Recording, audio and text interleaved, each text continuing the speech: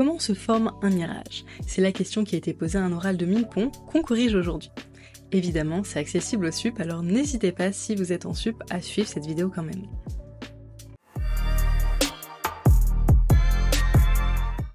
Ici, on nous dit qu'on étudie la propagation d'un rayon lumineux et on a un indice n qui dépend de l'altitude z, donc on a n de z qui est égal à n0 moins kz, et on nous dit que le rayon qui arrive dans l'œil vérifie une autre loi, une autre relation qui est n0 sin i0 est égal à 1.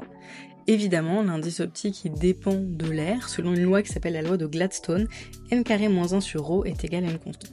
Le but de l'exercice, qui est posé ici sous forme de question ouverte, c'est de déterminer l'équation de la trajectoire d'un rayon lumineux. Et ensuite, une fois qu'on a l'équation de cette trajectoire, l'objectif c'est d'expliquer comment se forme un mirage optique. Évidemment, l'équation elle n'est pas simple, donc on vous donne un petit indice. Si vous voulez chercher l'exercice tout seul, regardez pas l'indice tout de suite. Pour commencer, l'idée ici, c'est qu'on va devoir décomposer ce qui se passe en fonction de l'altitude. En fait, on peut résumer la situation à différentes couches qui ont des indices optiques différents, et donc on a un rayon qui se propage comme ça. Donc là, on peut dire qu'on a différentes couches d'épaisseur des Z qui n'ont pas le même indice optique, et donc le rayon lumineux, il va obéir à la loi de Descartes au passage de chaque dioptre, et donc il va être dévié comme ça. L'idée ici, on remarque très rapidement que n il diminue quand z diminue, donc n est plus grand lorsqu'on est proche du sol, et donc on voit déjà d'office qu'on va avoir un mouvement qui va être comme ça en fait pour le rayon. Le rayon a tendance en fait à se redresser, et donc c'est ça qui va expliquer un mirage. Donc ça, vous voyez, c'est le genre d'analyse physique, si vous êtes à l'oral, c'est déjà très bien d'expliquer un peu ce qui se passe juste avec les mains, comme ça, avec l'intuition et un petit schéma. Maintenant, plus concrètement, ce qui va se passer, c'est qu'on va appliquer la loi de Descartes en Z. On suppose qu'il y a différentes couches qui sont chacune d'indices n de z plus dz. Donc on se place à l'interface entre ces deux couches, on applique la loi de Descartes qui nous dit que n de z plus dz sin i de z plus dz est égal à n de z sin i de z. Ça c'est simplement la loi de Descartes, sauf que on l'a passé en infinitésimal pour cette histoire de couches. Maintenant, en fait, je sais que n de z sinus i de z, une autre manière d'écrire la loi de Descartes, c'est que cette grandeur-là, c'est une constante. Et donc, comme c'est une constante, je peux dire que c'est égal à n0 sinus i0 au niveau de l'œil, et on nous a dit que cette grandeur-là, elle était égale à a. Donc ça, finalement, ça nous donne une expression de sinus i de z, qui est a sur n de z. Maintenant, qu'est-ce qui se passe? Nous, on nous demande la trajectoire, l'équation de la trajectoire du rayon. Là, on a des angles. Donc là, il faut passer les angles en trajectoire, donc il faut éliminer tout ce qui est i de z, il faut faire intervenir du dz, du dx. On a une trajectoire qui est 2D uniquement, parce que vous voyez la loi de Descartes, là, le premier point de la loi de Descartes, c'est nous dire que tout se passe dans le plan incident. Et donc, pour éliminer le sinus de i, on va utiliser un peu de trio classique, en infinitésimal toujours. Si on a un angle i ici, en fait cette hauteur là c'est des z et cette longueur là horizontale c'est des x. Donc une fois qu'on a ça, on peut écrire les relations trigo. Sin i, je sais que c'est dx sur racine de dz carré plus dx carré. Là vous voyez que c'est pas très pratique comme ça, donc moi ce que j'aime bien faire dans cette situation c'est écrire tous les angles.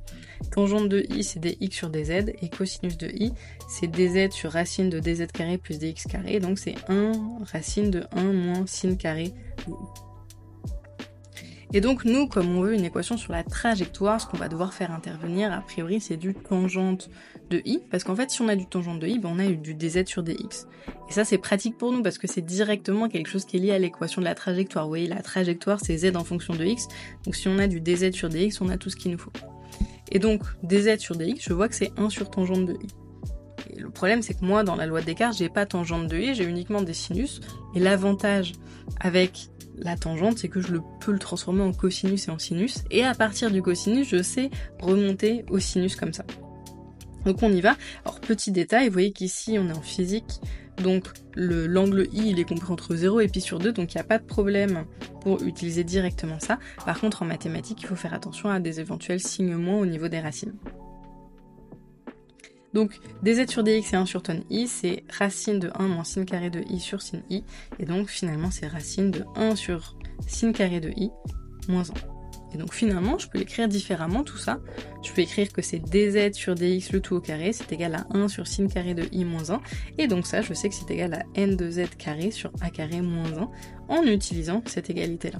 Et donc là, vous voyez qu'on a abouti à l'équation de la trajectoire, parce qu'on a à la fois une équation qui fait intervenir z et x, et on a éliminé tout ce qui dépend des angles i. Donc ça, vous voyez, on a l'équation de la trajectoire, c'est une équation différente. Enfin, on n'a pas l'équation, pardon. On a l'équation différentielle qui régit la trajectoire de ce rayon lumineux. Et donc, pour avoir l'équation de la trajectoire, il suffit de résoudre cette équation différentielle.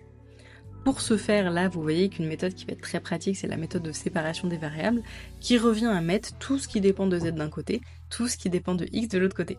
Donc on y va pour la séparation des variables. Là, je fais aussi intervenir ce qu'on nous disait dans le tout début de l'exercice. On nous donnait une expression de n de z, et donc c'est le moment de le faire intervenir là. Donc finalement, tout ça, ça me donne que dz sur dx, c'est racine de n0 carré moins kz sur a carré, pardon, moins 1. J'intègre des deux côtés, et donc tout ça, ça me donne racine de n0 carré moins kz moins a carré fois moins 2a sur k est égal à x plus une constante. Là, en fait, d'habitude, quand on fait la séparation des variables, je vous dis, regardez bien les bornes inférieures qu'elles correspondent, les bornes supérieures qu'elles correspondent. Ici, c'est un peu compliqué de savoir quel est l'angle au début, etc. Et donc, j'ai préféré mettre une constante d'intégration ici. Donc, j'ai dit que c'était x plus une constante. Et donc, pour regarder la constante, je regarde en x égale à 0 et en z égale L. Et donc, finalement, je sais, donc ça on nous disait que c'était égal à A, et donc finalement je sais que z de x c'est moins k fois x plus k sur 2a le tout au carré, plus n0 carré sur k, moins a carré sur k. Donc ça c'est l'expression de la trajectoire z de x, vous voyez que c'est une trajectoire parabolique, là on a un carré ici. Et donc l'objectif ici, c'est d'essayer de voir ce que ça donne. Là, il y a autre chose qui est très important, qui est souvent très important quand on a des paraboles. La parabole, on ne sait pas dans quel sens elle est. On ne sait pas si elle est comme ça ou si elle est comme ça. Pourquoi ? Parce qu'on ne connaît pas le signe de k. Il faut faire attention à ça. Et donc pour avoir le signe de k, il faut mettre un peu de physique. Donc on a vu que n il diminue lorsque t augmente, ça c'est la loi de Gladstone. Donc si je fais un petit dessin comme ça, j'ai n qui augmente et t qui est comme ça. Et donc vous voyez que dans l'expression de n, pour que ça marche bien tout ça, il faut que k soit négatif. Donc là, j'ai une grandeur k qui est négative. Et donc qu'est-ce que ça veut dire ? Ça veut dire que le coefficient dominant de ce polynôme du second degré, il est positif, parce que j'ai du moins k. Et on sait qu'un coefficient dominant pour un polynôme du second degré, ça nous donne une courbe qui a cette forme-là. Donc ça, j'ai une forme comme ça quand le coefficient dominant est positif, et j'ai une forme comme ça quand le coefficient dominant est négatif. C'est facile en fait, moi je m'en souviens en faisant des petits smiley comme ça, qui sourit pas. Donc quand A est positif, on a un polynôme qui remonte comme ça, et donc c'est ce qu'on voit avec le mirage. Donc si je fais ici un petit palmier dans un endroit qui est très chaud, le rayon lumineux il va faire quelque chose comme ça, vous voyez, il a tendance à remonter avec cette forme de polynôme du second degré, et en fait vous avez votre œil ici, et en fait l'œil il voit pas que les rayons sont courbés. L'œil, il a toujours l'impression que les rayons viennent de tout droit, et donc c'est pour ça qu'il a l'impression ici que le rayon, en fait, il vient du sol. Et donc ça, c'est le phénomène qui conduit au mirage. Le rayon, il semble provenir d'en bas. Quelque chose qu'on peut voir qui ressemble à ça dans la vie de tous les jours, si vous êtes en train de conduire sur une route par un temps très chaud, vous voyez comme des traces d'eau sur la route, et en fait c'est pas des traces d'eau, c'est un mirage qui vient du reflet du ciel. Pour exactement les mêmes raisons, vous avez l'impression de voir de l'eau, mais en fait vous voyez le ciel qui vient de là, et votre œil vous dit non, ça vient d'en bas parce que l'œil ne voit pas les rayons courbés. J'espère que cette vidéo vous aura été utile pour préparer vos concours. N'hésitez pas à poser vos questions dans les commentaires et à vous abonner si ça vous a été utile.